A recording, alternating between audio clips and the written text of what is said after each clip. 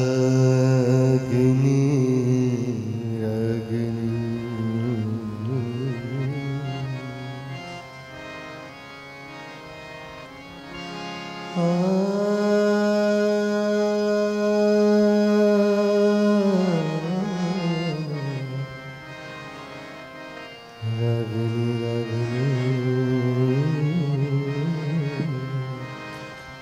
पति हरि भाविन भजन श्रीवतपरा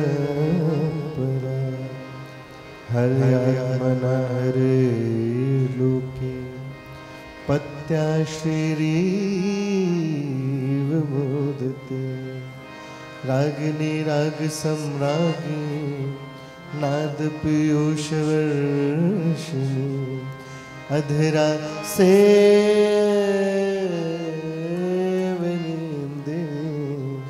वंदे वंशी हरे प्रिया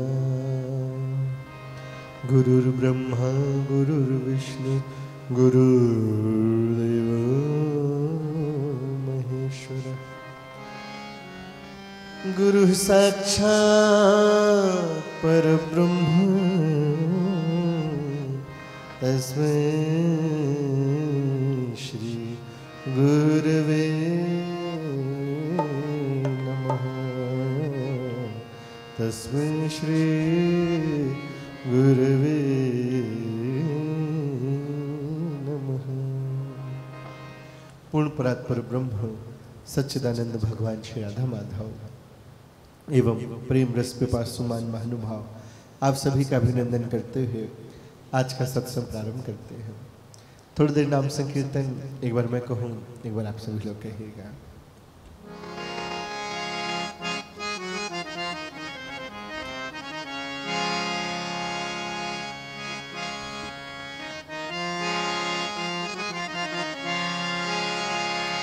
प्यारे आओ प्यारे आओ प्यारे आओ दरस दिखाओ प्यारे आओ प्यारे आओ प्यारे आओ दरस दिखाओ प्यारे आओ प्यारे आओ प्यारे आओ दरस दिखाओ प्यारे आओ प्यारे आओ प्यारे आओ दरस दिखाओ तुमको ढूंढूं कुंजन में वृंदावन की गलियन में तुमको ढूंढूं कुंजन में वृंदावन की गलियन में तुमको ढूंढूं कुंजन में वृंदावन की गलियन में तुमको ढूंढूं कुंजन में वृंदावन की गलियन में तू है मेरा मैं हूँ तेरा तू है मेरा मैं हूँ तेरा ओ कोई तेरे बिन और ना मेरा कोई तेरे बिन और ना मेरा प्यारे आओ प्यारे आओ प्यारे आओ दरस दिखाओ प्यारे आओ प्यारे आओ प्यारे आओ दरस दिखाओ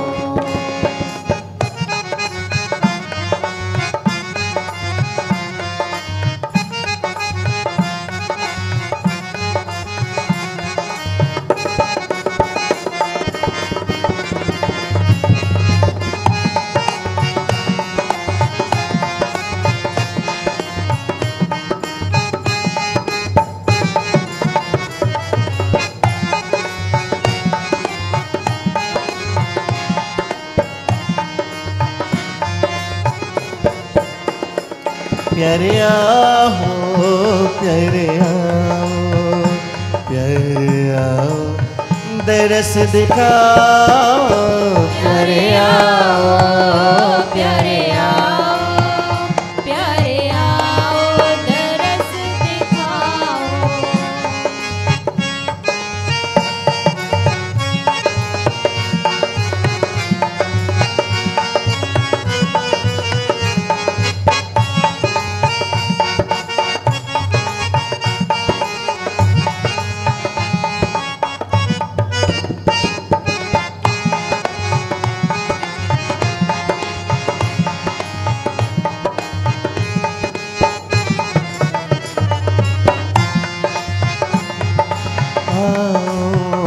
प्यारे आओ, प्यारे आओ, दरस दिखाओ। प्यारे आओ, प्यारे आओ, प्यारे आओ, दरस दिखाओ।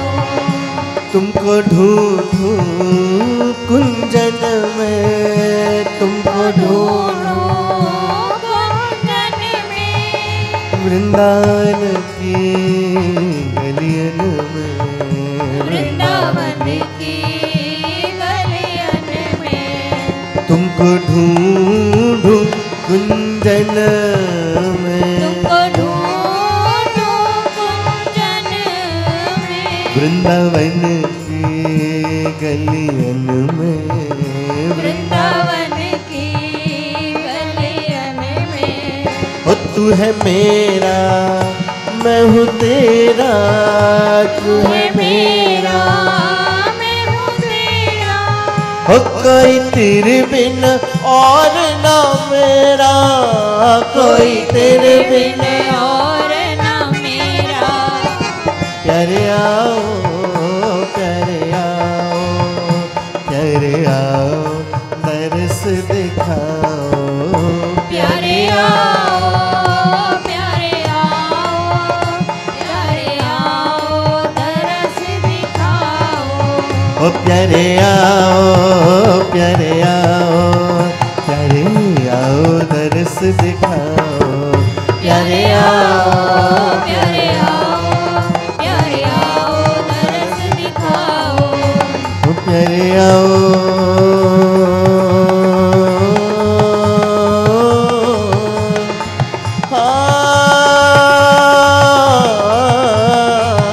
प्यारे आओ, ओ प्यारे आओ, प्यारे आओ, प्यारे आओ, प्यारे आओ, ओ प्यारे आओ, प्यारे आओ, प्यारे आओ, दरस दिखाओ। प्यारे आओ, प्यारे आओ, प्यारे आओ, दरस दिखाओ। प्यारे आओ, दरस दिखाओ। प्यारे आओ, दरस दिखाओ। वृंदावन बिहारी लाल जय हो, युगल सरकार की जय जय, हो, लाडली लाल की जय हो, अलबेली सरकार की जय हो, प्रिया प्रीतम लाल की जय हो, जगत गुरु श्री प्रियदर्शी जी महाराज की जय हो, जगन माता श्री प्रियदर्शनी जी की जय, जय हो, अपने अपने सदगुरुदेव भगवान की जय हो, जयदेव महाप्रभु की जय, श्री जयदेव परिकरण की जय हो। जंगला वाली माता जी ਤੁਹਾਡੀ सदाए जय। जय जय श्री राधे, जय जय श्री राधे, जय जय श्री राधे। श्याम निताई गौर हरि बोल। राधे राधे, राधे राधे।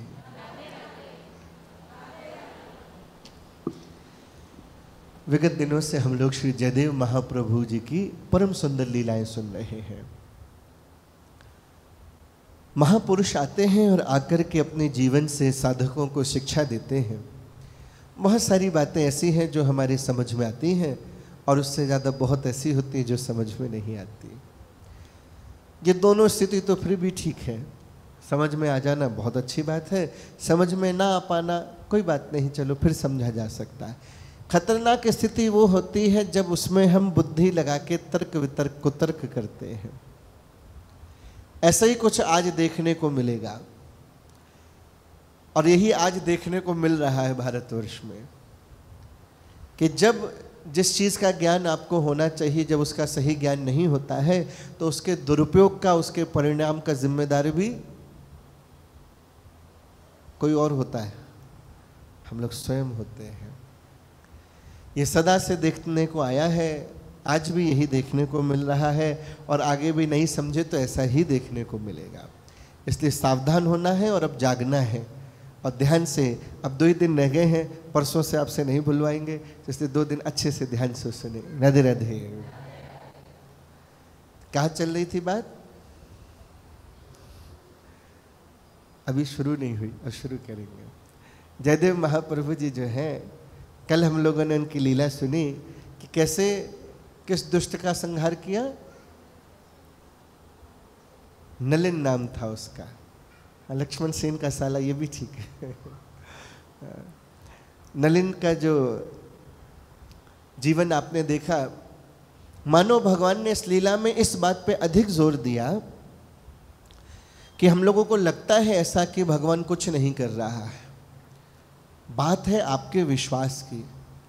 विश्वास की दृष्टि से देखोगे तो बहुत कुछ, क्या नहीं, सब कुछ वही कर रहा है। कुछ की बात ही नहीं है, सब कुछ वो कर रहा है। और जब विश्वास की थोड़ी कमी है तो भगवान कुछ कर रहा है, और जब भगवान की बिल्कुल कमी है तो भगवान कुछ नहीं कर रहा, ऐसा दिखाई देता है। नलिन को तुरंत भगवान ने दंड दिया, वो हमने प्रत्यक्ष देखा, उसके प्राण चले गए। अब आगे बड़े संभल करके आप देखिएगा, क्योंकि अब 2 ही दिन की बात रह गई है। ये 2 दिन की कथा हम लोग जितना हो सके उतना संभल करके ध्यान से सुने तो ना जाने कौन सी कीमती बात हमें मिल जाए। अभी जयदेव महाप्रभु और पद्मा जी, ये दोनों बांकुड़ा आए हुए हैं लक्ष्मण सेन के यहाँ। अभी तो उसकी मृत्यु हुई नलिन की, अभी वहाँ रह रहे हैं।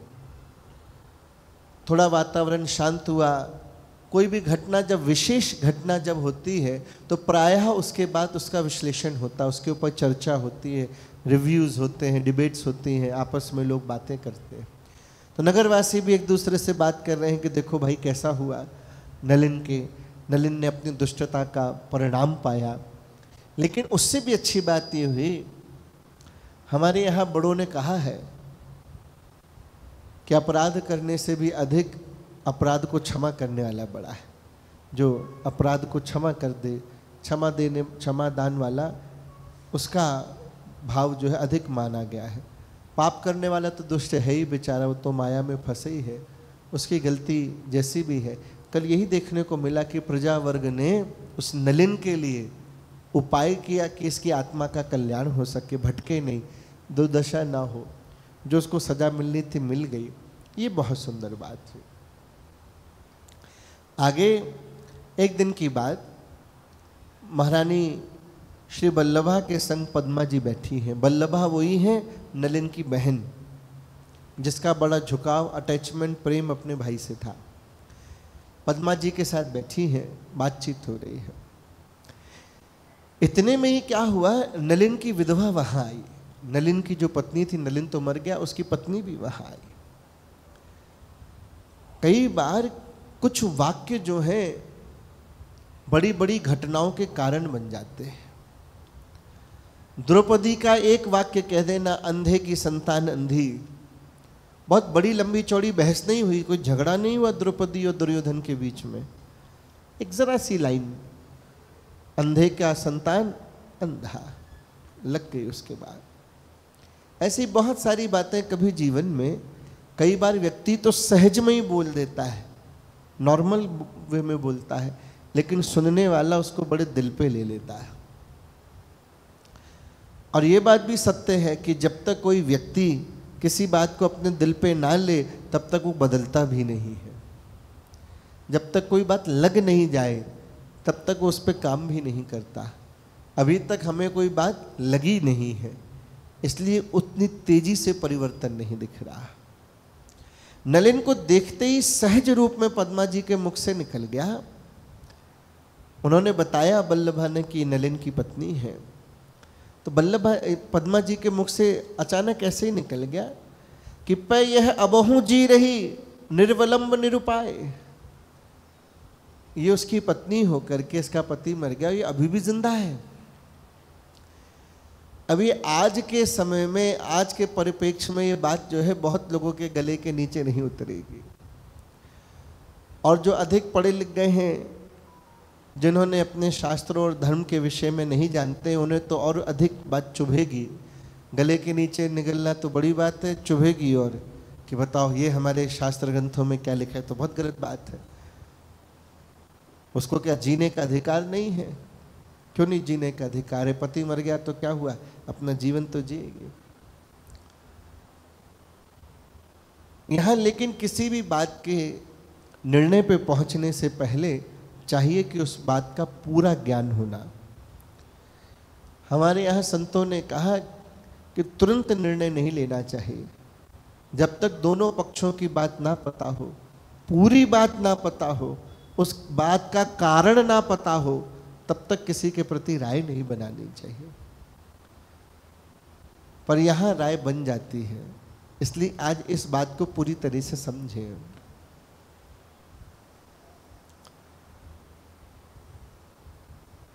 ये बात कह तो दी उन्होंने कि पै यह अबहू जी रही, निर्वलंब निरुपाई, अभी भी जी रही है। पहले के समय में ऐसा अपने यहाँ स्थिति थी कि पति पत्नी का जो संबंध होता था वो सिर्फ नाम का संबंध नहीं होता था। आज इस बात को समझना इसलिए मुश्किल है क्योंकि ऐसा उदाहरण देखने को नहीं मिलता।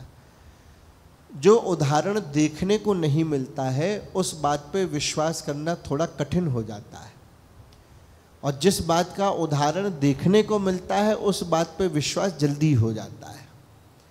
ये एक मनुष्य का स्वभाव है, क्योंकि हर बुद्धि को किसी बात को स्वीकार करने के लिए किसी एग्जाम्पल की आवश्यकता होती है, जिससे वो कंपेयर करके निर्णय ले पाता है कि अच्छा ये ऐसा है। बिना उदाहरण के कोई बात हो जो उसने अनुभव नहीं की हो, देखी नहीं हो, तो उस बात पे विश्वास करना बड़ा मुश्किल है। जैसे अगर आज से 100-150 साल पहले अगर कहा जाता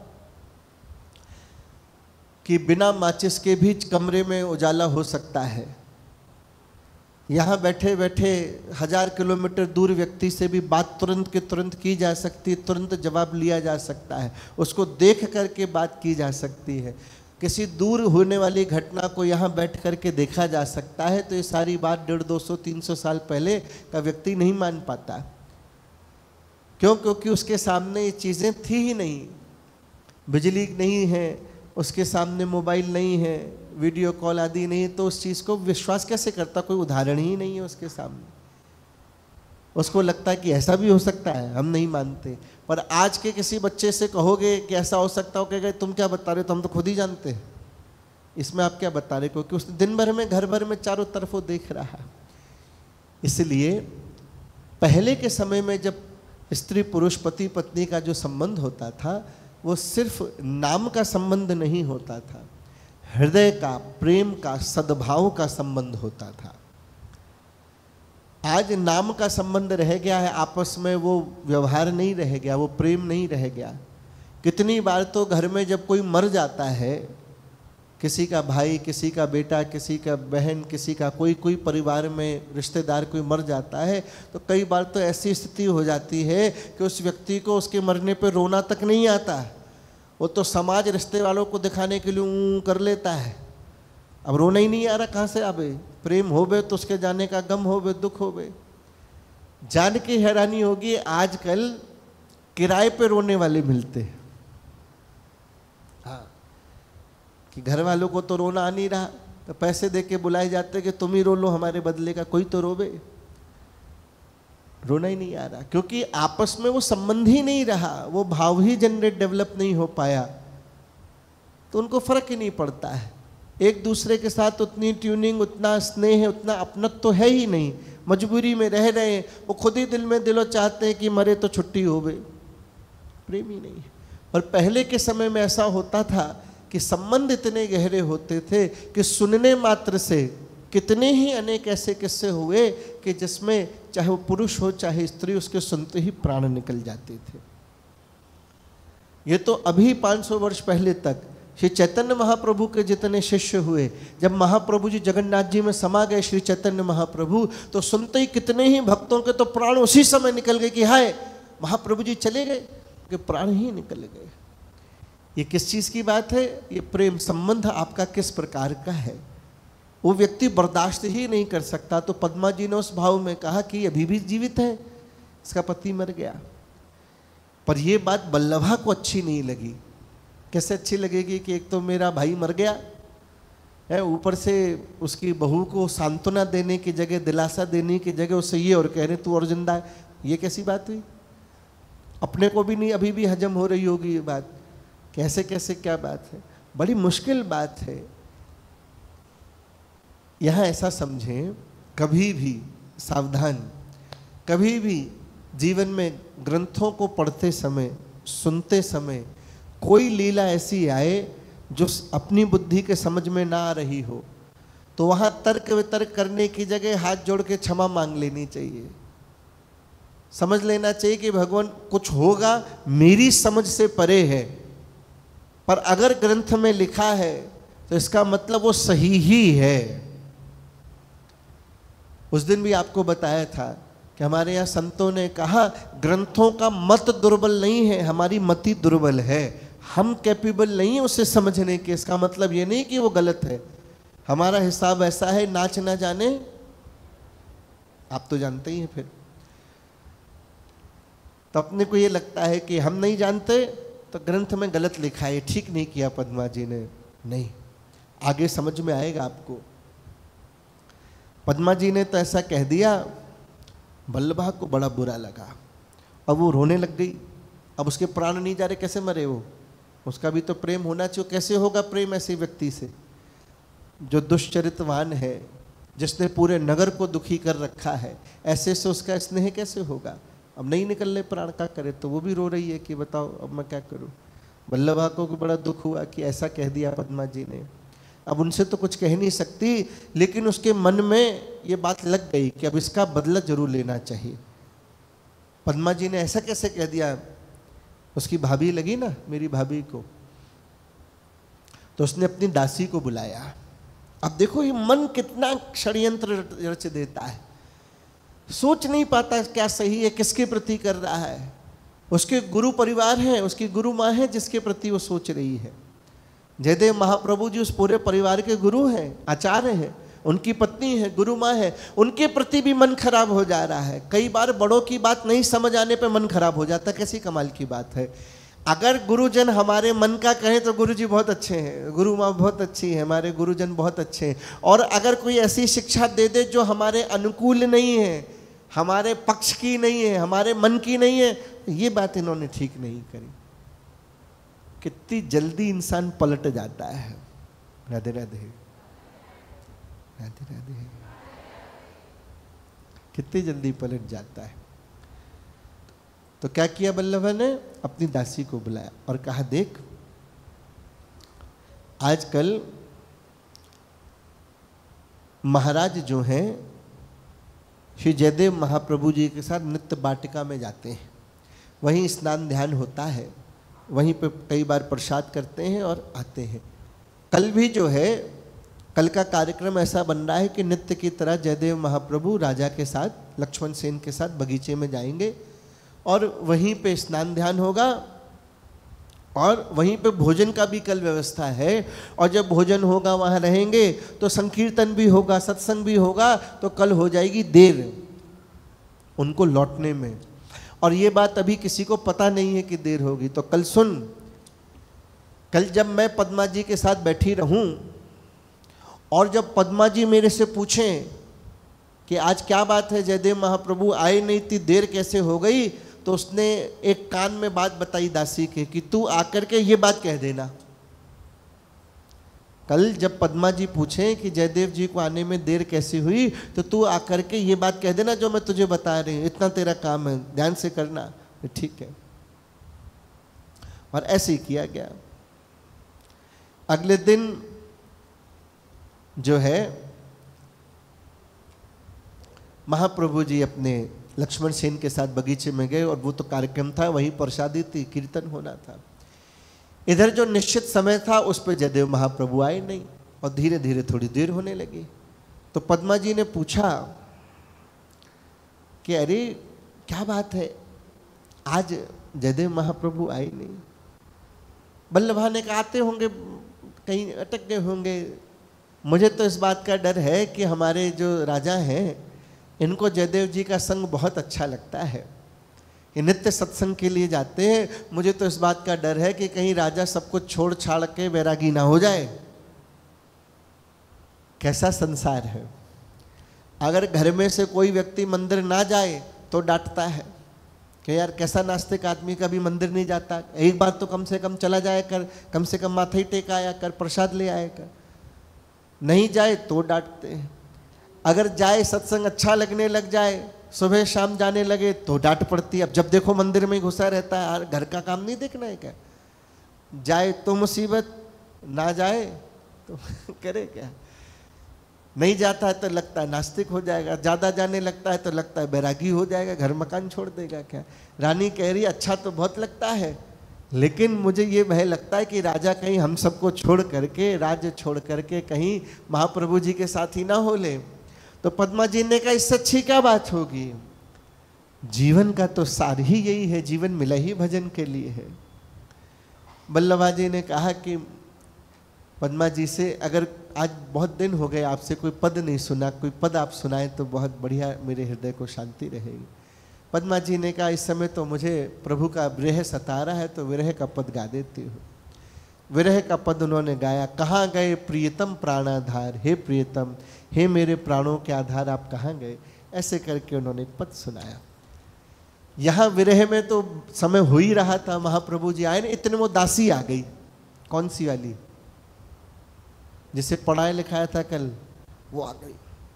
हाय हाय करी दासी आई, मनु विपत्ति मारी अकुला, वो तो पड़ी हुई आई थी, हाय हाय करती हुई, दुखी होती आई, हाय हाय हाय महाराज क्या बताऊं महारानी, अनर्थ हो गया।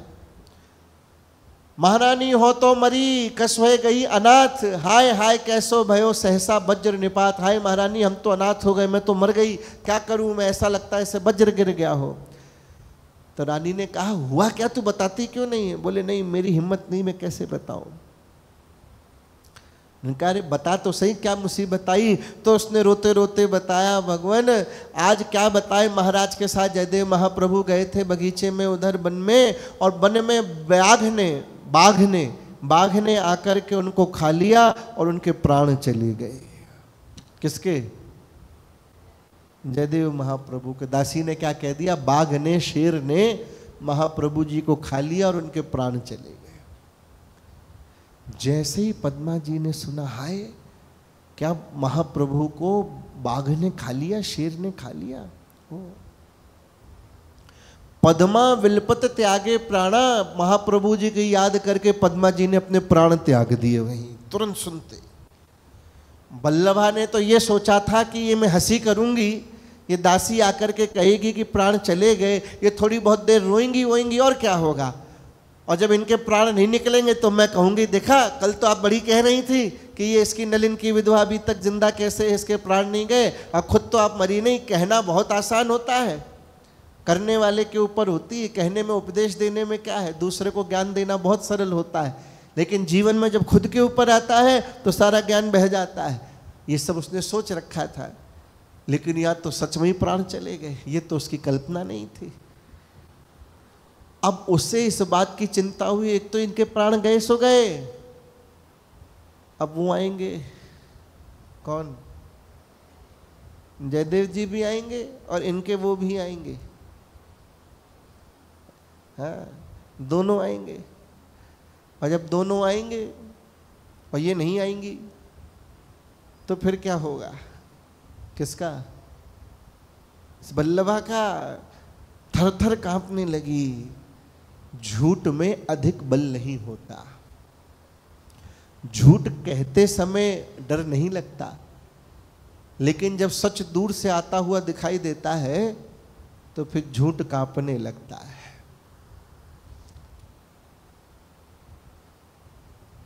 एक बड़े महापुरुष हुए, बात याद आ गई। तो अपने चेले के साथ सुबह सुबह ऋषिकेश में 4 बजे गंगा स्नान के लिए गए। और आप तो जानते ही ऋषिकेश में गंगा जल कितना गर्म होता है, ठंड का समय, और ठंडी में सुबह 4 बजे गंगा स्नान करने। उस चेले ने कहा, गुरुजी आपके इतने सारे चेले, आज किसी और को ले जाओ डुबकी लगवाने। अच्छा आलसी तो ही रखे, फिर सुबह 4 बजे उठना, जैसे तैसे वो रजाई गर्म हुई, उस गर्म रजाई में से निकलना किसका मन करता है सुबह सुबह उठने का। और फिर उठना भी नहीं, गंगा स्नान करना। एक तो है कि आश्रम में ही नहा लो, चलो रॉड लगा के पानी गर्म कर लो, गीजर में कर लो, गुनगुने से नहा लो। और कहाँ जाना है, खुले में गंगा स्नान करने, और बर्फ जैसा पानी गंगा जी का। गर्मियों में हिम्मत नहीं होती, और ठंड में सुबह 4 बजे। अब गुरु जी की आज्ञा नहीं, चलो। और वो जैसे जैसे गंगा जी पास आए वैसे वैसे उसका शरीर कांपे ठंड के मारे। तो एकदम पास पहुंच गया तो बोले, गुरु जी आप ही लगाओ, देख नहीं रहे मैं कैसा कांप रहा हूँ। गुरु जी ने कहा, ये तू नहीं कांप रहा है। अब उसने देखा मैं नहीं कांप रहा हूँ तो और कौन कांप रहा है। गुरु जी ने कहा, ये तू नहीं कांप रहा। बोले फिर गुरुदेव? बोले तेरे पाप कांप रहे हैं, क्योंकि वो ये देख रहे हैं कि गंगा में डुबकी लगाते ही सारे मर जाएंगे, भस्म हो जाएंगे, तो ये सारे पाप कांप रहे हैं। तो गंगा जी को देख करके पाप कांपने लग जाते। तो अगली बार जब कांपो तो समझ लेना कौन कांप रहा है, तो डुबकी जरूर लगाना। राधे राधे, राधे राधे। यहाँ कौन कांप रहा है? अरे इतनी जल्दी भूल गए कौन कांप रहा है? वो बल्लभा रानी कांप रही है। ये सोच सोच के अब उसे भय लग रहा है कि हाय हाय यह विषम विधान है, ये तो सब उल्टा हो गया।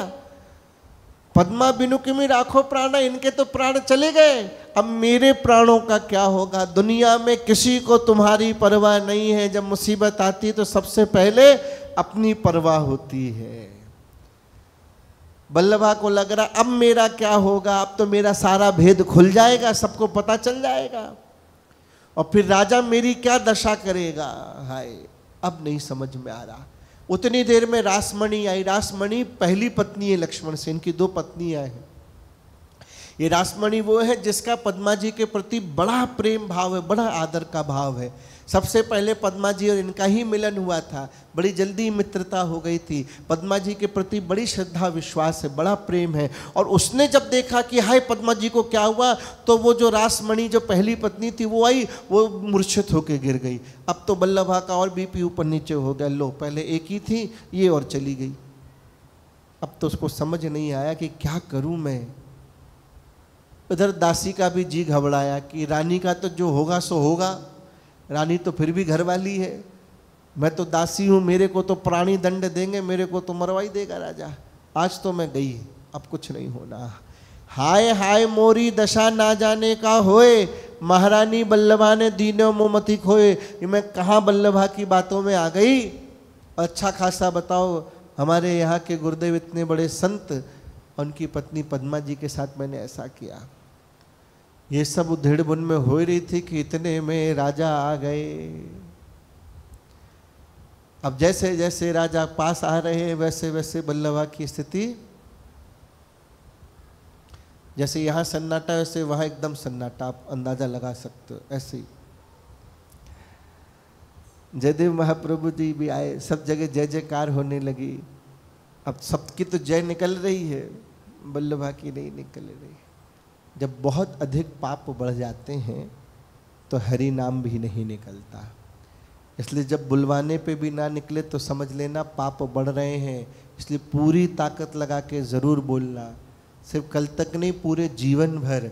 जब जब कोई कीर्तन हो, पद गाया जाए, भेंट गाई जाए, मंदिर में जाओ और तुम्हारे मुख से अगर कभी भगवान का नाम ना निकले तो ये मत सोचना कि हम आलस में नहीं ले पा रहे या कोई और कारण है। उसका कारण यही है कि पिछले पाप हावी हो रहे हैं। ये सब आए। अब लक्ष्मण सेन ने देखा कि क्या हो रहा है। बल्लभा जी का रंग उड़ा हुआ है, इधर उनकी जो पत्नी है वो मूर्छित पड़ी है, पद्मा जी उधर। अब उसको तो नहीं पता प्राण चले गए, उसको लग रहा है ये भी मूर्छित गिरी पड़ी है, हो क्या गया आखिर, ये सब क्या हो रहा है। रासमणि को थोड़ा सा होश आया तो तो सरासमणि ने आके सारी बात बताई कि भगवान क्या बताऊं मैं, क्या कैसे समझाऊं।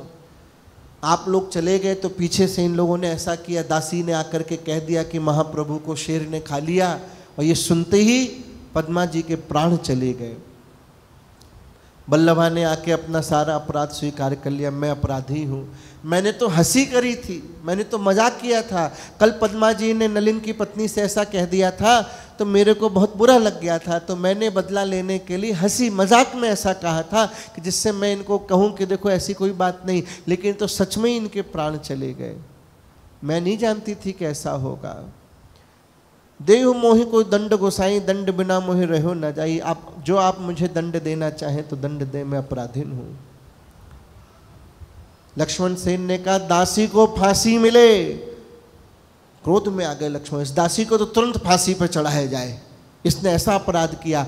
और रानी को मैं क्या दंड दूं, इसको अभी के अभी राज्य से बाहर निकाल दिया जाए, इसको मैं अपने देश निकाला देता हूं, बड़ा अपराध किया है। और मैं क्या करूं, मुझे समझ में नहीं आ रहा। हाय हाय कर रहा है कि बड़ो कलंकित तो है गए और राजवंशी है हाय, कहाँ करूं जानू नहीं हो कैसो निरुपाय।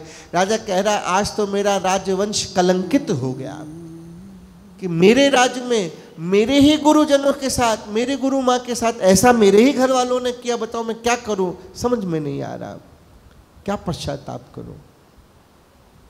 उतने में जयदेव महाप्रभु आए। उन्होंने कहा पुत्र क्रोध मत करो, शांत हो जाओ। लो पत्नी मर गई, जिसने मारी, जिसके घर वालों ने मारी, उससे क्या कह रहे, शांत हो जाओ। कितना बड़ा धैर्य होना चाहिए। इतना बड़ा विरोध करने वाला, इतना कष्ट देने वाले के बाद भी, जिसने कहने पे पत्नी के प्राण चले गए, उसके बाद भी वो कह रहे हैं कोई बात नहीं, शांति रखो, धैर्य रखो। कौन कह सकता है। आज मैं पद्मा के पास ही बैठूंगा। लक्ष्मण सेन ने कहा महाराज ये राजवंश आपका बड़ा अपराधी है, हमने बड़ा अपराध किया है, इसका दंड दे, शांति कैसे पाऊं। तुम चिंता नहीं करो, एक काम करो, एक पात्र में जल ला दो मेरे लिए, है? चिंता मत करो, तुम धैर्य रखो। आकर के जल मंगवाया और महाप्रभु जी ने वहाँ बैठ करके एक बड़ी सुंदर अष्टपदी गाई, गीत गोविंद की अष्टपदी गाई। और क्या है उसका भाव, जरा देखें, कुछ लाइन सुने इसकी।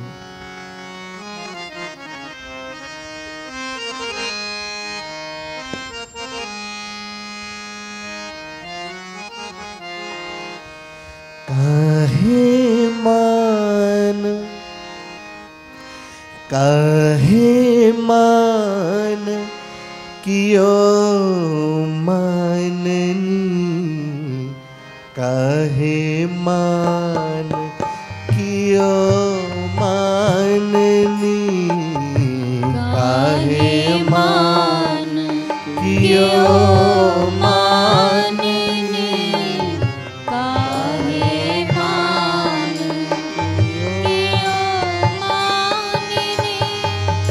काहे मान कियो माननी, काहे मान कियो माननी, काहे ताली बजाते हुए गाए।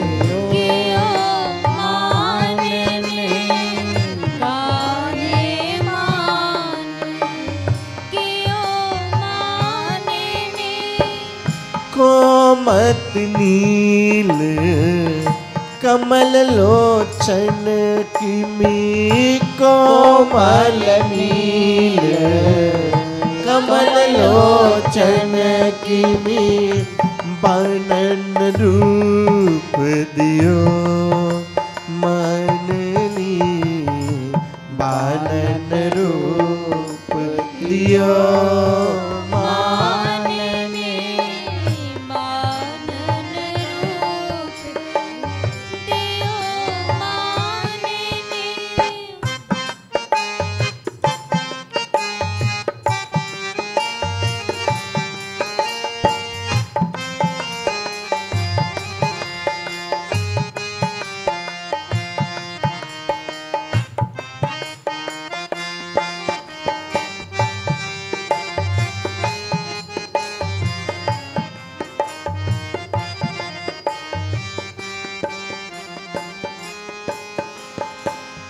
प्रियदर्शिनी विनय बचन मम। हाँ प्रियदर्शिनी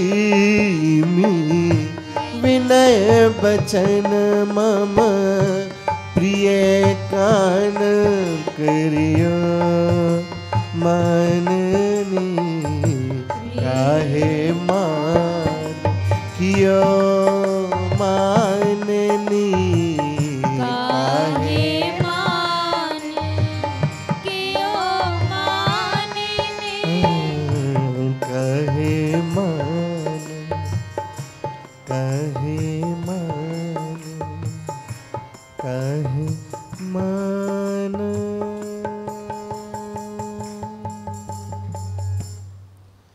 वृंदावन बिहारी लाल काहे मान कियो माननी। अरे क्यों रूठ गई, मना रहे। और जैसे ही उनको वो जल दिया और ये गाया तो क्या हुआ, तुरंत चेतवाने तह पायो, मानहु घोर नींद सो जागी, ऐसी उठ प्रभु सो अनुरागी। वो जो प्राण चले गए थे वो उनके मिलने से, वो जल पिलाने से वो तुरंत ऐसे उठ के बैठ गई जैसे गहरी नींद से उठ करके बैठी। जय हो। अब बल्लभा को समझ में आया क्या होता है संबंध। प्राण जा भी सकते हैं, आ भी सकते हैं। ये क्या बात है, ये दिव्य बातें हैं। संकेत में यहाँ महापुरुष जो है बता देते हैं कि हम किस स्थिति में हैं अभी, हमारा कितना स्तर नीचे हो चुका है। जैसे ही सुना सबसे ज्यादा खुश कौन हुआ, इनके जीवित होने से सबसे अधिक प्रसन्नता किसको मिली होगी? दासी को मिली होगी, या बल्लभा को मिली होगी, राजा को मिली होगी, या जयदेव महाराज किसको मिली होगी? आज आप सोचना किसको मिली होगी? जिसको भी मिली ये जीवित हो गई, चारों तरफ जय जयकार होने लगी। बोलो सती पद्मा की जय हो, बोलो जयदेव महाप्रभु की जय हो, जय हो, जय हो, जय जयकार होने लगी। ये बल्लभा को अपनी गलती का समझ में आई कि मुझसे बड़ी गलती है, चरणों में आके गिरी। अब कैसे क्षमा कैसे मांगे? गलती करने के लिए हिम्मत नहीं चाहिए, गलती करने के बाद जिसके प्रति गलती हुई उससे क्षमा मांगने के लिए हिम्मत चाहिए होती। गलती करने में हिम्मत क्या चाहिए? किसी को गाली दे दी, किसी से अपशब्द कह दी, किसी मार दिया, उस समय हिम्मत नहीं चाहिए। उसके बाद उससे नज़र मिलाने के लिए, उससे क्षमा मांगने के लिए बहुत गट्स चाहिए, बहुत हिम्मत। आवाज़ नहीं निकलती, आदमी सामना नहीं कर सकता। बल्लभा को समझ में, अब कैसे जाऊं मैं सामने, इतनी बड़ी गलती मैंने यहाँ की है। महाप्रभु जी ने कहा कोई बात नहीं, ये सब श्री कृष्ण का खेल था, उनकी लीला थी, इस दासी को भी क्षमा करो। लक्ष्मण कोई बात नहीं, दासी को भी क्षमा करो, ये तो शिव लीला पात्र बन गई, इसकी कोई दिक्कत नहीं, कोई बात नहीं। दासी के प्राण में प्राण आए, भाई बच गई। बल्लभा आई, बल्लभा ने क्षमा मांगी बार बार भगवान। जयदेव महाप्रभु जी ने कहा आज तो क्षमा का दिन है, आज तो क्षमा लहरा रही है। अरे बल्लभा तुम इधर आओ, जरा सा भी शर्म नहीं करो, संकोच मत करो। ये तो तुमने उल्टा मेरा प्रिय कर दिया। और लो, पत्नी के प्राण चले गए, पति कह रहा प्रिय कर दिया। उस भाव में नहीं प्रिय किया कि प्राण ले लिए तूने, इस भाव में प्रिय कर दिया कि इस वजह से पद्मा जी का गौरव और बढ़ गया, उनकी महिमा और बढ़ गई। इस लीला से हुआ क्या कुल मिला करके? हानि किसकी हुई? बल्कि यश बढ़ गया। जितने भी दुष्ट हैं ये दुष्टता नहीं करते, ये दुष्ट होने की वजह से संतों की, महापुरुषों की, भगवान की महिमा और बढ़ जाती है। दुष्ट बिगाड़ कह सकते, संत का कुछ नहीं बिगाड़ सकते, अपितु भक्ति की महिमा बढ़ा देते हैं।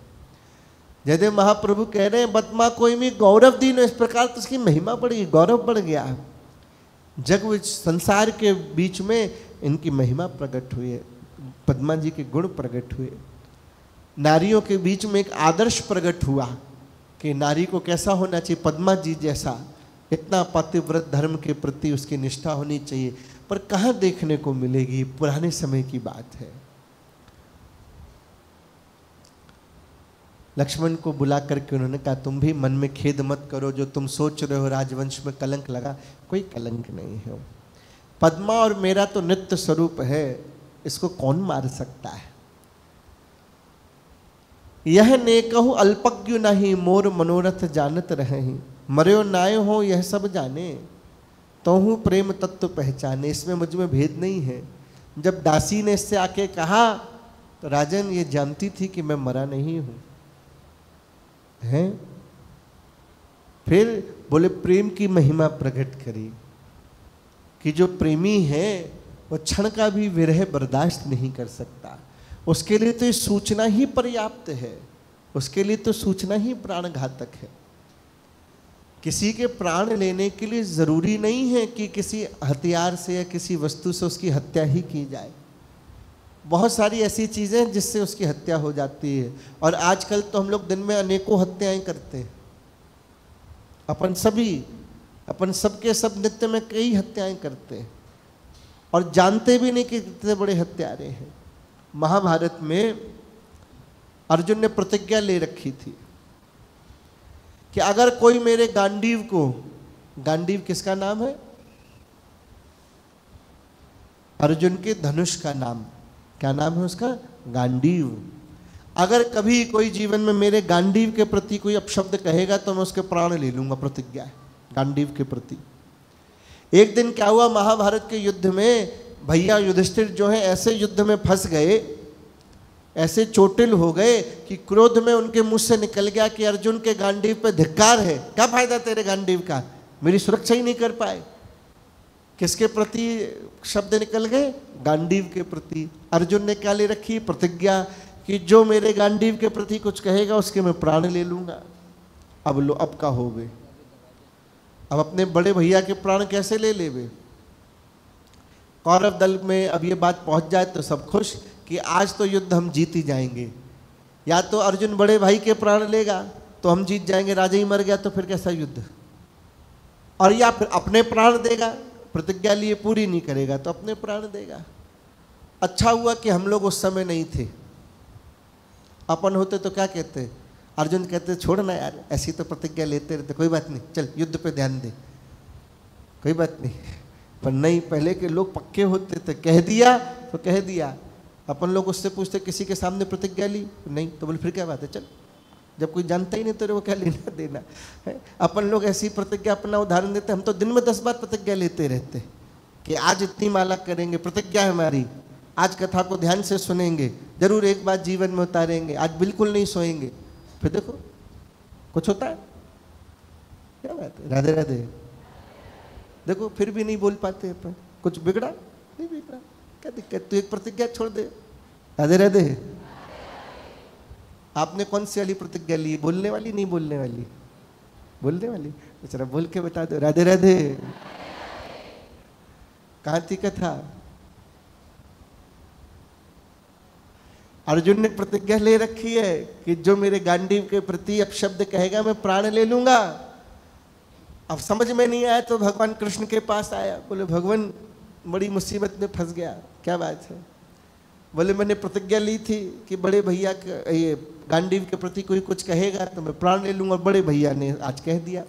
तो पहले तो डांट लगाई भगवान ने, पहले ये बता इतनी प्रतिज्ञा लेते काहे को हो? जिसको देखो पूरे महाभारत में सबने प्रतिज्ञा ले रखी, मैं ऐसा करूंगा, मैं वैसा करूंगा। पहले ले लेते, फिर बाद में आकर के हमें परेशान करते कि क्या करें। भगवान कृष्ण ने कहा अच्छा अब ले ली है, अब तू आया ही तो सुन। सबके शिविर बने हैं, ठीक है, पांडवों में सब योद्धाओं के अपने अपने शिविर हैं जिसमें वो रहते हैं। अर्जुन से कहा तू जा और भैया के शिविर के पास जाके बाहर से अपने भैया को नाम लेकर के बुला दे। आज तक जीवन में कभी युधिष्ठिर को नाम से नहीं पुकारा। किससे पुकारते हैं? भैया कह के, आर्य कह के, है? बड़े कभी नाम लिया ही नहीं। धर्मराज कह करके, है ना, आदि आदि उनके तो उपमाएं बहुत थे, उससे बुलाते हैं। अपने भाई को नाम लेकर के पुकार लो। बोले क्या भगवान मैं नहीं ले सकता अपने बड़े भाई का नाम? हाँ, अपने से बड़ों का नाम लेकर के पुकारना उनकी हत्या करने के बराबर ही है। इसलिए कहा कि हम लोग दिन में कितनी हत्याएं करते। पहले के समय में तो नाम नहीं लिया जाता था, अब तो खुलेआम एक दूसरे का नाम लिया जाता, काय का छोटा और काय का बड़ा और कौन सब चलता है, सब एक दूसरे का नाम ले लेते हैं। नए नए फैशन चल गए हैं, अपना स्टेटस अपने आप को कूल दिखाने के लिए कि हम बहुत आधुनिक युग के हैं, खूब मॉडर्न ख्यालत के हैं, तो क्या फ़र्क पड़ता है। अब तो विवाह के नाम सरनेम भी नहीं बदला जाता, पहले तो फिर भी नाम बदल दिया जाता था कि अब विवाह होकर के इस घर में आए तो अब इसका ये नाम है। अब बोलते नहीं, नई सोच चल गई। क्यों? क्योंकि सही ज्ञान नहीं है, कोई बताने वाला नहीं है, और घर के बड़ों के अंदर भी वो सामर्थ्य नहीं है कि वो सही ज्ञान दे सके। क्यों? उन पे खुद ही नहीं है, कहाँ से देवे? जब खुद होवे तो दे। वो कहते तूने अच्छा किया, काश 40 साल पहले मुझे भी पता होता तो मैं भी यही करती हूँ। तो उल्टा उससे कहते तूने अच्छा किया। तो ये तो समय है, क्या किया जाए। बुद्धि हमारी बहुत भ्रष्ट हो चुकी है, खान पीन बिगड़ गया, हर चीज़ बिगड़ गई। कहाँ तक पूरे कुएं में ही भांग पड़ी हुई है, कहाँ तक संभालेंगे। राधे राधे। देखो अपने पति का भी नाम नहीं लेते, बड़ा है ना, पति का नाम नहीं लिया जाता है। यहाँ लेते, तुम लोग ले लेते हो, हैं? पहले तो नहीं लेते थे। एक स्त्री सत्संग में गई तो वहाँ सत्संग में कीर्तन हो रहा था, रघुपति राघव राजा राम पतित पावन सीताराम, रघुपति राघव पावन सी। अब वो कह रहे थे महाराज जी सब लोग बोलो, एक बार मैं कहूँगा एक बार अब। तो वो जो स्त्री बैठी थी उसके पति का नाम था पतित पावन। अब वो मैं कैसे बोलूँ, मेरे आदमी का नाम है, मैं बोल नहीं सकती। तो उसने हिसाब लगा करके, गाना तो है ही, रघुपति राघव राजा राम सुमन के बाबू सीता। सुमन के बाबू, घर में वो ऐसे ही बुलाती थी अपने पति को, नाम नहीं लेते ना, सुमन के बाबू। राधे राधे। अर्जुन को जाकर के नाम लेना पड़ा कि युधिष्ठिर बाहर आओ। सोचिए इनके चरित्र इतने श्रेष्ठ हैं कि अर्जुन को कैसा लगा होगा, ये सुन के ही लगता है, क्योंकि अपन ने जितनी बार महाभारत सुनी या पढ़ी है तो इतना सम्मान देखा है अपने भाइयों में कि जब हम लोगों को बोलना पड़ता तो सुन के अजीब लगता है कि अर्जुन युधिष्ठिर कैसे कह रहा है। सुनने में अटपटा लगता है, बताने में कि अर्जुन ने पुकारा होगा कि युधिष्ठिर बाहर आओ, ये सुन के ऐसा लगता है बड़ा अटपटा सा। तो उस समय कैसा लगा होगा और युधिष्ठिर को कैसा लगा होगा कि मेरा छोटा भाई मेरे को नाम लेके पुकार रहा है। ये हत्या के बराबर है, ये हत्या के बराबर है। तो यहाँ बता रहे हैं जयदेव महाप्रभु कि पद्मा जानती है कि मैं नहीं मरा, मरे नाय हो यह सब जाने। वो जानती कि मैं मरा नहीं, क्योंकि वो मेरा नित्य स्वरूप जानती है।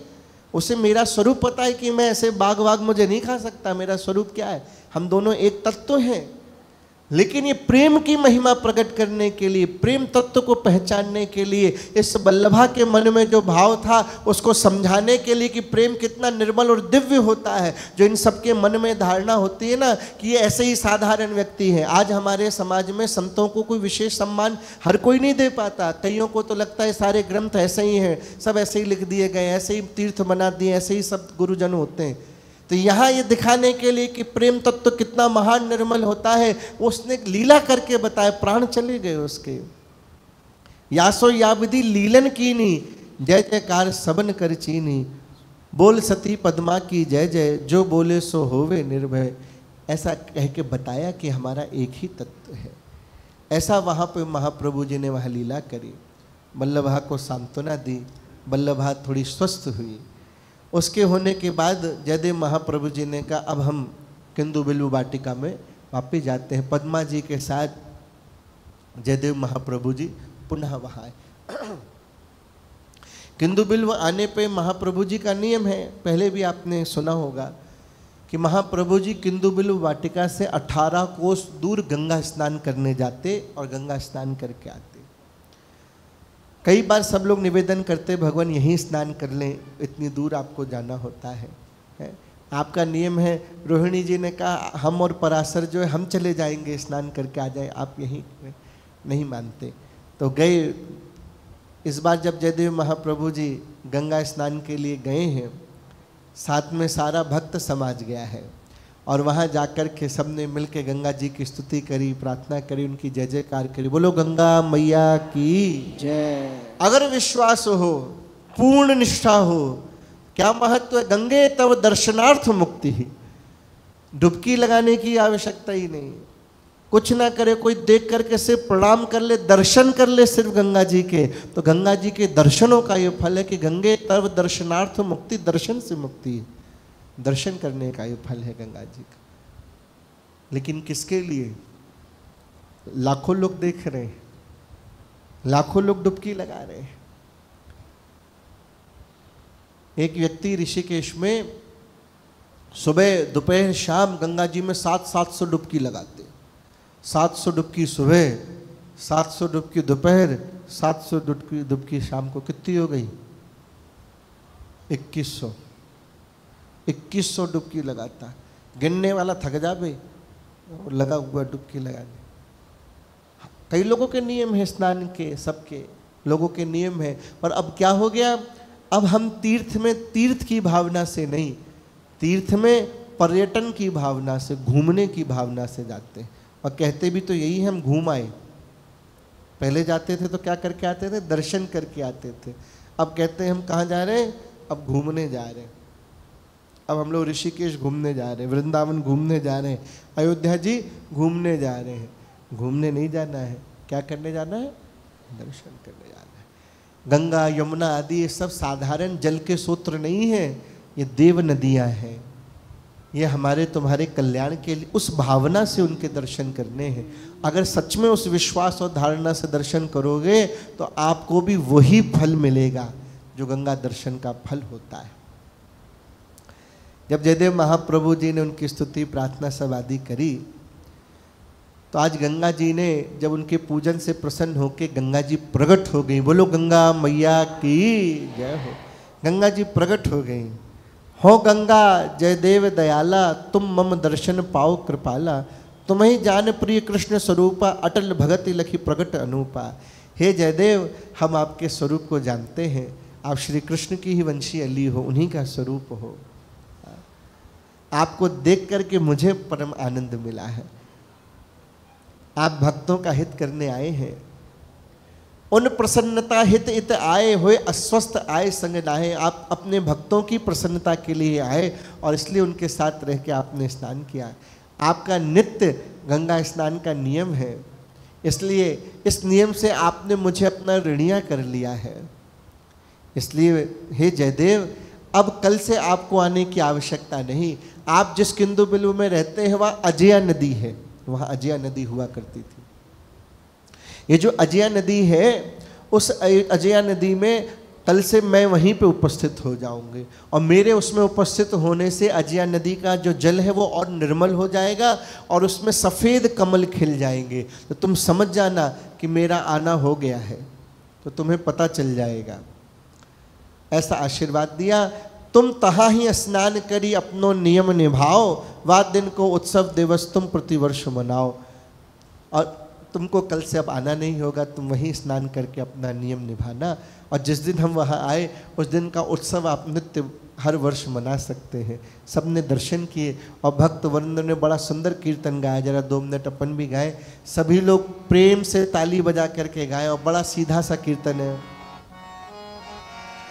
हो गंगा मैया की जय, नहवैया की जय, गंगा मैया की जय, नहवैया की जय, गंगा मैया की जय, नहवैया की जय, गंगा मैया की जय, नहवैया की जय, गंगा मैया की जय, नहवैया की जय, गंगा मैया की जय, नहवैया की जय। ओ बोलो भक्तन की नाव खिवैया की जय, बोलो भक्तन की नाव खिवैया की जय, हो गंगा मैया की जय, नहवैया की जय, गंगा मैया की जय, नहवैया की जय। अरे सीधा सा कीर्तन है, सब मिलके जरा ताली बजाते प्रेम से गाए। ओ गंगा, हाँ गंगा, हो गंगा मैया की जय, नहवैया की जय, गंगा मैया की जय, नहवैया की जय। ओ बोलो भक्तन की नाव खिवैया की जय, बोलो की नाव खिवैया की जय, गंगा मैया की जय, नहवैया की जय, गंगा मैया की जय, नहवैया की जय।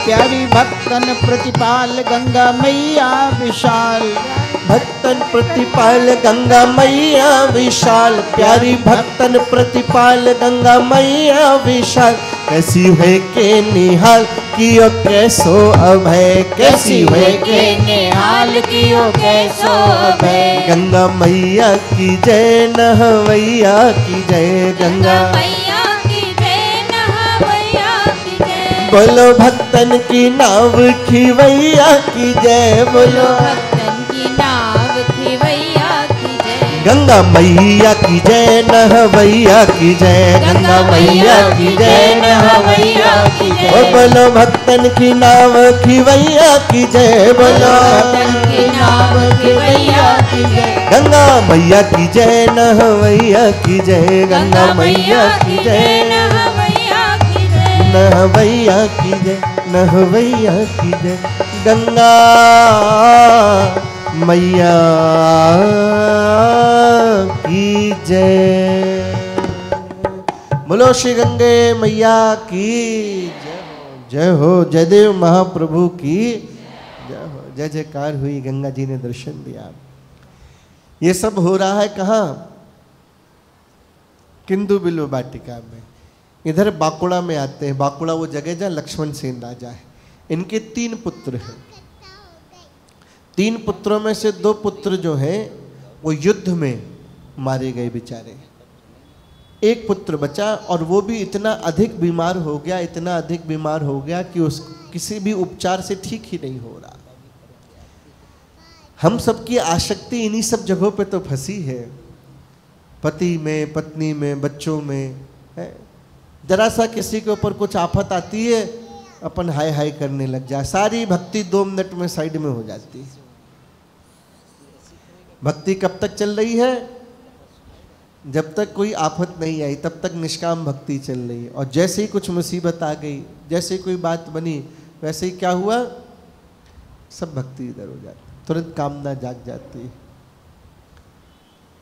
बल्लभा बड़ी परेशान, और बल्लभा की 3 बच्चे, उसमें से 2 मारे गए, 1 बच्चा और वो भी बड़ा परेशान।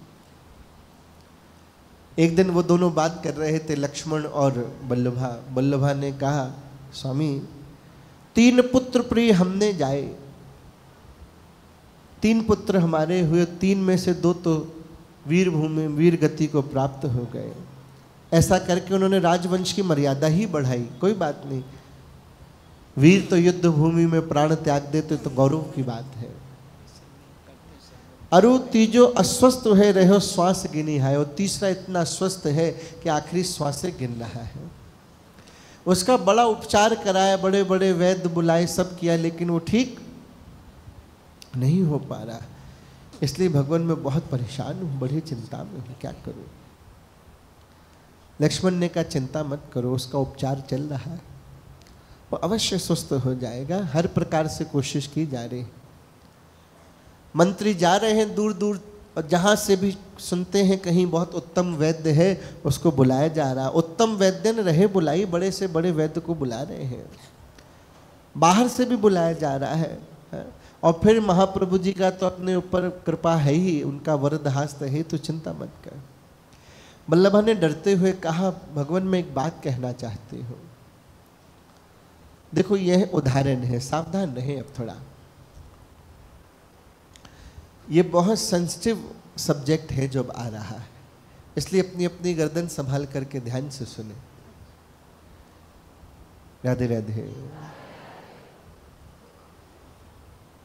कल आप लोगों ने एक प्रसंग सुना था जिसमें भगवान श्री कृष्ण ने अर्जुन को एक कारण बताया था कि व्यक्ति के खराब मार्ग पर जाने का कारण क्या है, याद है?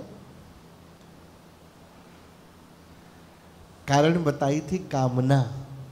कामः एषः क्रोधः एषः। कामनाएं जो हैं, डिजायर्स जो हैं, वो मनुष्य को अंधा बना देती है। इसको बड़ी गंभीरता से और बड़ी प्रैक्टिकली समझिए।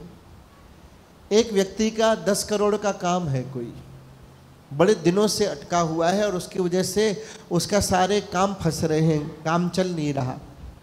अब उस समय कोई व्यक्ति उससे कहे कि भाई तू 10,000 दे, मैं तेरा फलाना काम करता हूँ, तेरा 10 करोड़ का काम हो जाएगा। ऐसे में वो व्यक्ति क्या करेगा? 10,000 देगा नहीं देगा? जल्दी बताओ, देगा नहीं देगा?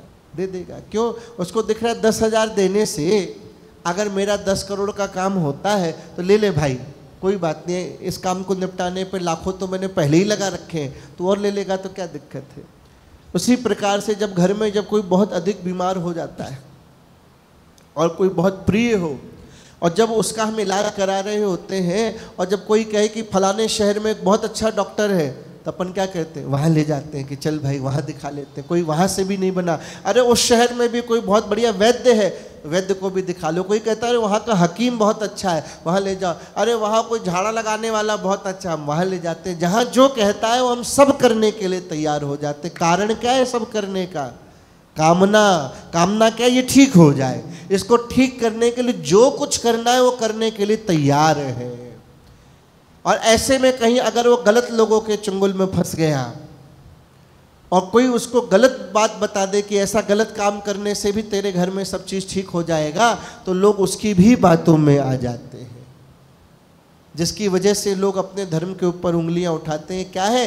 अंधविश्वास में क्यों पड़ जाता है? क्योंकि कामनाओं में वो अंधा हो जाता है, वो प्रैक्टिकली सोच नहीं पाता। भगवान पे विश्वास कम है, अपनी महारानी जी पे विश्वास कम है, इसलिए दूसरों के दरवाजे दरवाजे भटकता है। जिसे पूर्ण विश्वास है, जिसने मान लिया है कि मेरे जीवन में जो कुछ भी होगा वो एकमात्र महारानी जी का प्रसाद ही है और वो मेरे लिए सबसे बेहतर ही है। मैं अपना कर्म करूंगा, मुझे उससे इधर उधर राइट लेफ्ट जाने की ज़रूरत ही नहीं है। वो कभी नहीं भटक सकता। जो सेंटर पे रहे, राइट लेफ्ट ना हो, सीधे मार्ग पे चले। अपन सीधे मार्ग को छोड़ के राइट लेफ्ट में ही पड़े रहते हैं, सीधे तो आ ही नहीं पाते कभी, इसलिए आगे नहीं बढ़ पाते। राधे राधे। लक्ष्मण ने कहा, कहो क्या बात कहना चाहते हो? बोले भगवान पर मैं कहने में सकुचा रही हूँ, पर मर तो कहा करे नहीं, जो ही बताए सोई भाई। मरता हुआ व्यक्ति क्या नहीं करे, जो उपाय बताया जाए तो मानता है। बताओ क्या बात है? बोले ऐसा है, कुछ शाक्त पंडितों ने ऐसा कहा है कि अगर चंडी को नर बलि दे दी जाए तो हमारा पुत्र ठीक हो सकता है। इससे देवी बहुत खुश होगी और देवी जो आशीर्वाद देगी उससे बच्चा अपना ठीक हो जाएगा। ऐसे लोगों के बहकावे में आ जाते हैं और लोग ऐसे काम पहले कर देते थे और आज भी समय समय पे ऐसी घटनाएं देखने पढ़ने को मिलती हैं कि वो घर के 10 सदस्यों को मार दिया, वो किसी के दूसरे को बच्चे को लेकर के आ गए, उसकी बलि दे दी, किससे कि मेरा बच्चा ठीक हो जाए। यहाँ कह रहे हैं सावधान, ऐसे किसी भी चक्कर में नहीं पड़ना। कभी बहुत बड़ी मुसीबत आ भी जाए, अगर तुमसे रहा नहीं जाए बिना पूछे, तो इधर उधर जाने की ज़रूरत नहीं है। सीधे अपने गुरुजनों से पूछना, अपने गुरुदेव से पूछना कि गुरुदेव ऐसी दिक्कत है, लोग मुझे बहला फुसला रहे, आप आज्ञा करें मुझे क्या करना। कहीं और पूछने की जरूरत ही क्या है जब तुम्हारे पास महारानी जी का दरबार है, तुम्हारे पास अपने इष्ट है, जब तुम्हारे पास सदगुरु है, तो इधर उधर जाने की जरूरत क्या है। रानी के पास जयदेव महाप्रभु है, देख चुकी है उनके चमत्कार, जीवन भर उनकी कृपा से उसने सब देखा है। चाहती तो उनसे सलाह ले सकती थी कि मेरे बेटे के लिए क्या करें, लेकिन क्या कुछ पंडितों के बस में आ गई। उन्होंने अपनी स्वार्थ सिद्धि के लिए इसको बहला दिया कि नर बलि दे दो, तो रानी चंडी जो है खुश हो जाती है।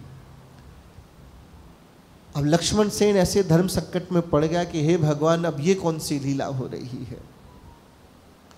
लक्ष्मण सेन भी बेचारा कहता है कि एक से निकलता हूँ दूसरी में फंस जाता हूँ। अब इसके मन में ऐसी हिंसा वाली बात कैसे आ गई, अब नर बलि दे दें, किसी दूसरे के घर के किसी व्यक्ति की हत्या करके अपने बच्चे की जान बचाए।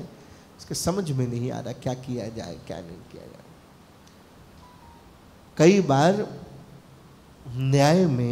न्याय शास्त्र में मौन को सहमति मानी जाती है। मौन को जब कोई प्रश्न किया जाए और कोई जवाब ना दे तो न्याय शास्त्र में उसको हाँ मान लिया जाता है। कोई किसी से पूछो तुमने चोरी करी, अब वो चुप हो गया, तो न्याय शास्त्र क्या कहता है, मौन सहमति है।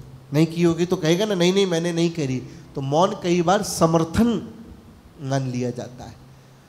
तो राजा कुछ कह नहीं सका, तो रानी ने क्या मान लिया, सहमति मान ली। उसने उन ब्राह्मणों को हाँ कह दिया कि हम तैयार हैं, लेकिन बलि दे किसकी।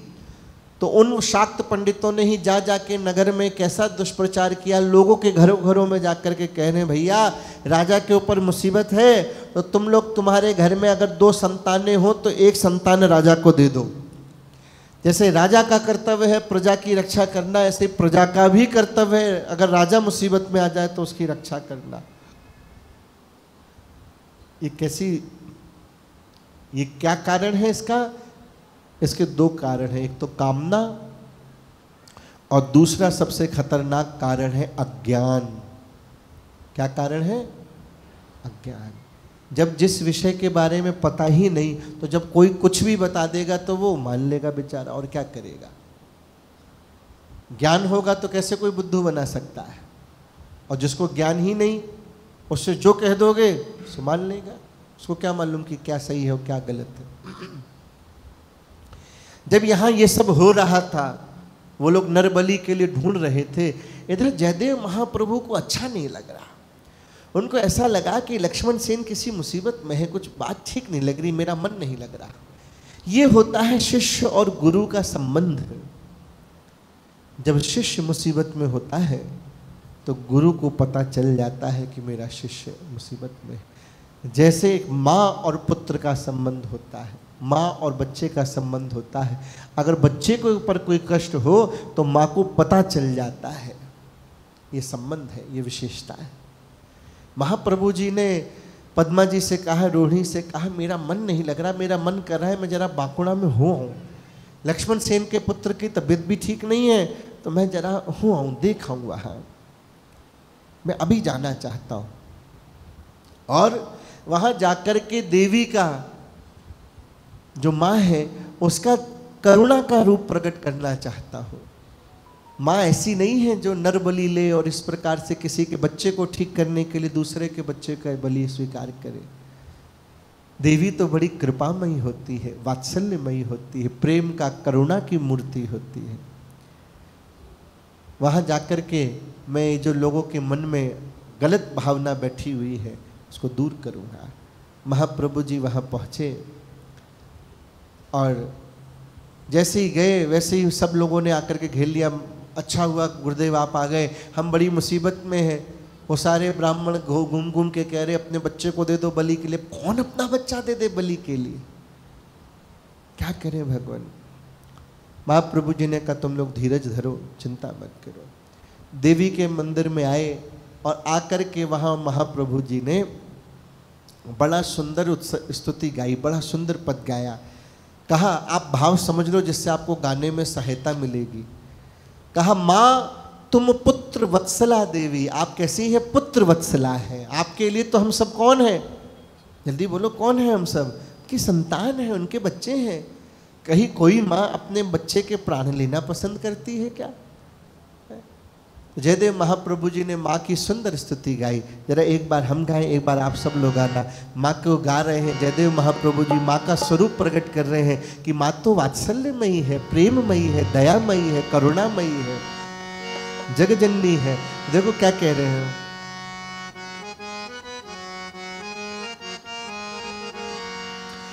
माँ तुम पुत्र वत्सला देवी, माँ तुम पुत्र वत्सला देवी, माँ तुम पुत्र वत्सला देवी, माँ तुम पुत्र वत्सला देवी, माँ तुम पुत्र वत्सला देवी, माँ तुम पुत्र वत्सला देवी।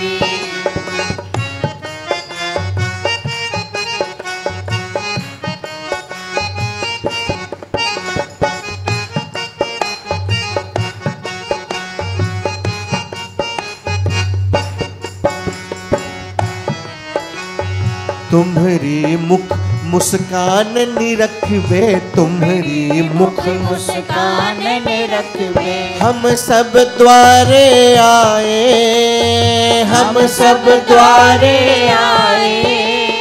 तुम्हारी मुख मुस्कान देखबे, तुम्हारी मुख मुस्कान निरखबे, हम सब द्वारे आए, हम सब द्वारे आए। माँ भय भरे निहार रहे हैं, माँ भय भरे निहार रहे हैं। तुम कहाँ शीश झुकाए, तुम कहाँ शीश झुकाए। तुम्हारे चरण कमल के हे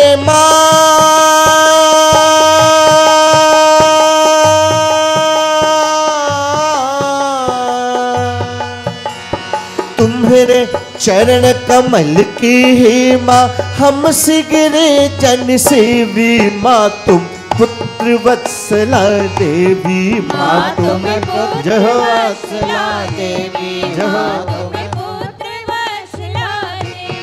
माँ तुम पुत्र तुम्हारे चरण कमल के हे माँ, हम सिगरे जन सेवी, माँ तुम पुत्र वत्सला देवी, माँ तुम पुत्र वत्सला देवी।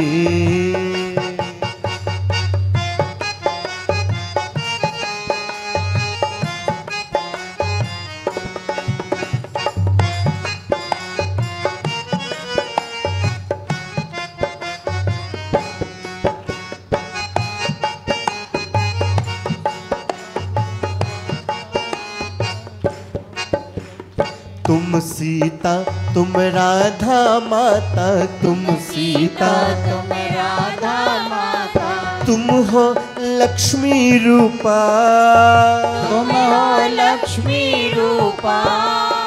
तुम कल्याणी तुम वरदानी, तुम कल्याणी तुम वरदानी, तुम भूपन की भूपा, तुम भूपन की भूपा।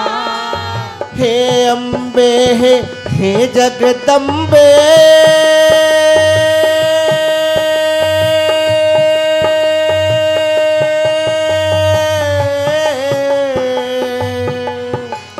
हे अम्बे हे जगदम्बे, सब देवन महादेवी, माँ तुम पुत्र वत्सला देवी, माँ तुम पुत्र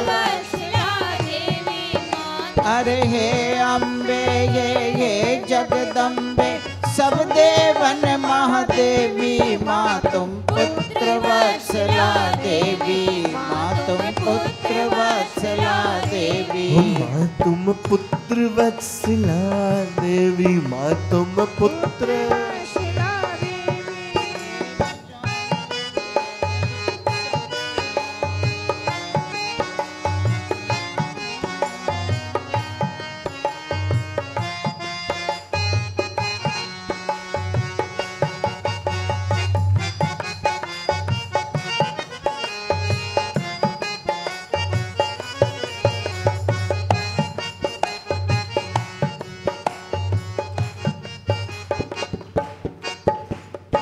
करुणामयी कृपामयी तुम माँ करुणामयी कृपामयी तुम माँ। हे माँ, आप तो पुत्र वत्सला है। हम सब आपके दरवाजे पे आपकी मुस्कुराहट, आपकी मुस्कान देखने आए हैं। सब भय से भरे हैं। हाँ, आपके चरण कमल में आए हैं माँ। आप तो अपनी संतानों को अपने शरण में आई हो तो उनकी रक्षा करने वाली है। आप ही सीता हैं, आप ही श्री राधा हैं, आप ही लक्ष्मी का स्वरूप है। आप तो कल्याणी हैं, आप तो वरदानी हैं, आप तो भूपों की भूप है माँ। हे अम्बे, हे जगदम्बे, सब देवन महादेवी, सब देवियों की देवी हैं आप माँ। कैसी हैं आप? करुणामयी कृपामयी तुम माँ, करुणामयी कृपामयी तुम माँ। राम कृष्ण की जननी, राम कृष्ण की जननी। प्रियदर्शी तुम अखिल जगत की, प्रियदर्शी तुम अखिल जगत की। पालन पोषण करनी, पालन पोषण करनी। हे विशाल हृदया है सदया,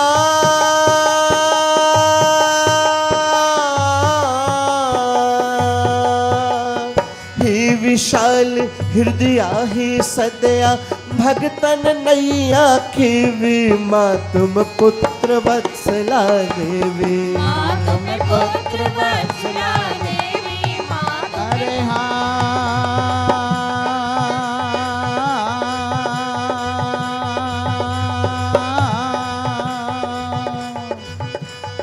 हे विशाल हृदय हे सदया, भगतन नैया खेवी माँ तुम पुत्र वत्सला देवी। माँ तुम पुत्र वत्सला देवी। माँ तुम पुत्र वत्सला देवी, माँ तुम पुत्र वत्सला देवी।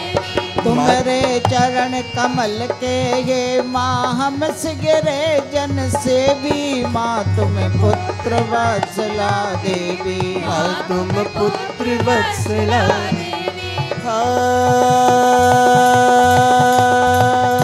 ही अम्बे है ही जगदम्बे, सब देवन महादेवी। माँ तुम पुत्र वत्सला देवी। माँ तुम पुत्र वत्सला देवी। माँ तुम पुत्र वत्सला देवी। माँ तुम पुत्र वत्सला देवी। माँ तुम, माँ तुम पुत्र वत्सला देवी।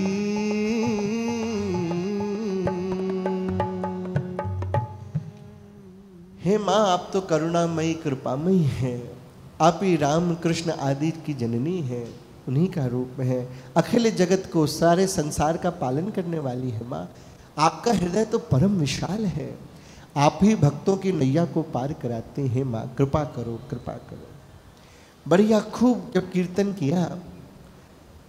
देखो, कीर्तन की ना एक परिभाषा है। जब ऐसा कीर्तन हो तो माँ जरूर सुनेगी। कीर्तन दो शब्दों से मिलके बना है, एक है कीर्ति और एक है तन। कीर्तन, कीर्ति का अर्थ क्या होता है? नाम। और तन माने ये जो देह है पंचभूत की। जब साधक कीर्तन करते समय जब ये भूल जाए कि वो कौन है, अपने स्वरूप को आत्मविस्मृति कर दे, अपने स्वरूप को भूल जाए, मैं कौन हूँ, मैं कहाँ का हूँ। अभी जब बैठ के अपन कीर्तन करते हैं तो बड़ा बोझा लेकर के कीर्तन करते हैं। मैं फलाना, मैं कैसे ताली बजाऊँ, है मैं कैसे भगवान का नाम ले दूँ। हो कितना खराब कान, कोई देखेगा तो क्या कहेगा, कीर्तन में ताली बजा रहा था, राम राम राम राम। तो अपने नाम का ध्यान रखते हैं। वो कह रहे हैं जब कीर्तन करते समय अपने देह का, अपनी कीर्ति का होश ना रहे, तब कोई ऐसा कीर्तन करे मन लगा के तो कीर्तन संकीर्तन में बदल जाता है। और जब ऐसा कोई संकीर्तन करता है तो महारानी जी जरूर उसको प्रकट होकर के मिलते हैं। जय हो, जय हो। जब ऐसा कीर्तन हुआ, कब खूब खोल बज रहे हैं, करताल बज रही हैं, लोग गा रहे हैं और सच में हृदय से माँ को पुकार रहे हैं। अब तो कारण भी है ना, क्या कारण है सबके पास? उन्हें तो पंडित जी लिए जा रहे हैं छोरा, तब तो माँ का गाना ही उनको खूब दिल से गा भी रहे हैं, कारण भी, और फिर जयदेव महाप्रभु जी जैसे संत करा रहे हैं तो बड़े प्रेम से गा रहे हैं, नृत्य कर रहे हैं।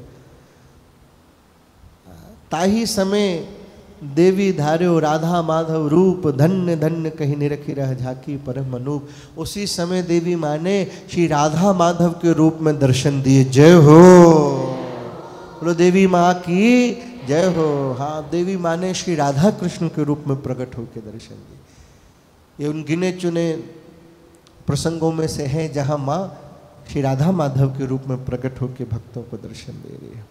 सब भक्तों ने देखा, अहो अहो आश्चर्य है कैसो भयो महान, आयुध फेंक सुदेवी को मधुर रूप प्रगटान। वो जो चंडी के रूप में थी, जो आयुध ले रखे थे, शस्त्र ले रखे थे, वो त्याग करके और बढ़िया बांसुरी धारण कर रखी, राधा माधव के रूप में प्रकट हुई माँ। कैसी मुरली धरी मधुर सुहाए, मोर मुकुट कस छवि छिटकाए, कस बैजंती माला सोहे, मंद मधुर मुस्कनी मनमोहे। मोर मुकुट धारण किया है, बंशी धारण की हुई है, बैजंती माला गले में पड़ी है और अधरों पे मधुर मधुर मुस्कान है। कमल की कर्णिका ले रखी है, ललित त्रिभंग रूप भल भ्राजे, त्रिभंगी लाल की छटा में है। प्रभु ने आकर्षण जो रचायो विश्व रूप कहा। इधर जब कीर्तन हो रहा था, माँ प्रकट है, उधर उसका नाम था उनके पुत्र का विश्व रूप, बल्लभा के पुत्र, जिसके लिए सब किया जा रहा था, बलि देने की काम हो रही थी। उसी समय विश्व रूप जब लेटा हुआ था, उसने कहा मेरे को मंदिर ले चलो, मुझे यहाँ नहीं रहा, मंदिर ले, वो महल में है उधर। कह रहा माँ का दर्शन करना, मुझे मंदिर ले चलो, अभी रथ मंगवाओ, मुझे अभी लेके जाओ। चल नहीं पा रहा, उठ नहीं पा रहा, क्षमता है नहीं, बीमार पड़ा हुआ है। तो क्या किया, रथ बुलाया गया और उसका जो कल पलंग खटिया जो थी उसके सहित रथ पे धर के उसको लेके, इतनी हिम्मत नहीं उसको लेकर जाया जाए, पलंग के साथ जहाँ मंदिर था माँ का वहाँ लेकर के गए। और वहाँ सब कीर्तन चल ही रहा था, दर्शन सब कर रहे थे और वहाँ जय जयकार हुई थी, बोलो भैया श्री राधा माधव लाल की जय हो, बोलो श्री युगल रूप की जय हो, बोलो वृंदावन बिहारी लाल की जय जयकार हो रही है। राधा माधव के रूप में दर्शन दे रहे हैं। पूरा आंगन प्रांगण जो है जय जयकार से गूंज उठा। और उस समय ही विश्व रूप वहाँ पहुँचा और पलंग से उठ करके माँ के दर्शनों के लिए बढ़ा और जाके उसने भी करी प्रणाम देखियो तहाँ उसने जाके प्रणाम किया। अहो अहो ये रसमय झाकी, देवी दर्शन की अति बाकी, उसने माँ के दर्शन किए ऐसे सुंदर। और देखते ही मनहर ललित स्वरूप यह देवी को अभिराम, रोम रोम प्रमुदित भयो, भयो सुपूर्ण काम, पूर्ण सुस्त होए गयो, मन अति मोद बढ़ाए और नृत्य करण को याही सो मेरो मन ललचा। उसका मन कर रहा मैं भी नाचूं इस कीर्तन में। महाप्रभु जी बगल में खड़े हैं, लक्ष्मण सेन सब देख करके आश्चर्य हो रहे, ये कैसे यहाँ तक आ गया, खुद चल करके रथ से उतर के चल के यहाँ तक कैसे हो रहा है। नृत्य करण लागे प्रभु वाको दे अवलंब, सोई नृत्य रस कृत्मा भयो लीन अलिक लखी अम्ब। उसी समय वो भी महाप्रभु जी के साथ नृत्य करने लगा। महाप्रभु जी ने कहा पुत्र विश्वरूप ध्यान से दर्शन करो माँ के, माँ में और अपने इष्ट श्री कृष्ण में कोई अंतर नहीं है। कृपामयी करुणामयी मैया है। हमारी मैया कैसी है, कृपामयी है, करुणा वाली है। तैसो ही प्यारो कृष्ण कन्हैया, कृष्ण भी करुणामय कृपामय है। ये ब्रह्म तत्व है, दोनों एक ही हैं, दोनों में अंतर नहीं है। ये तो लीला करने के लिए अलग अलग रूपों में सब प्रकट है। जैसे नृसिंह रूप जो है दोनों के लिए अलग अलग स्वरूप में प्रकट हुआ। नृसिंह हिरण्याकश्यप के लिए बड़ा कठोर है। दोनों से पूछा, हिरण्याकश्यप से पूछा क्यों भाई, दो लोग भगवान की गोद में बैठे हैं। कौन कौन बैठे हैं? एक हिरण्याकश्यप बैठा है भगवान की गोद में और प्रहलाद। दोनों से पूछा गया बाद में, क्यों भैया कैसा लगा, तुम भगवान की गोद में बैठे, कैसा लगा? हिरण्याकश्यप से पूछा तुझे कैसा लगा? उसने नाम मत लेना, नरसिंह का पेट फाड़ देता है, नाम नहीं लेना, उसका अनुभव अलग है। प्रहलाद जी से पूछा आपको कैसा लगा? अरे इतना कोमल भगवान, उन्हें कोमल लग रहा है, इतना प्यारा है, इतना कोमल है। और उसके पिताजी को कैसा लग रहा है? अरे नाम मत लेना, पेट फाड़ देता है। तो एक ही भगवान अपने अलग अलग भक्तों के लिए अलग अलग रूप में प्रकट होता है।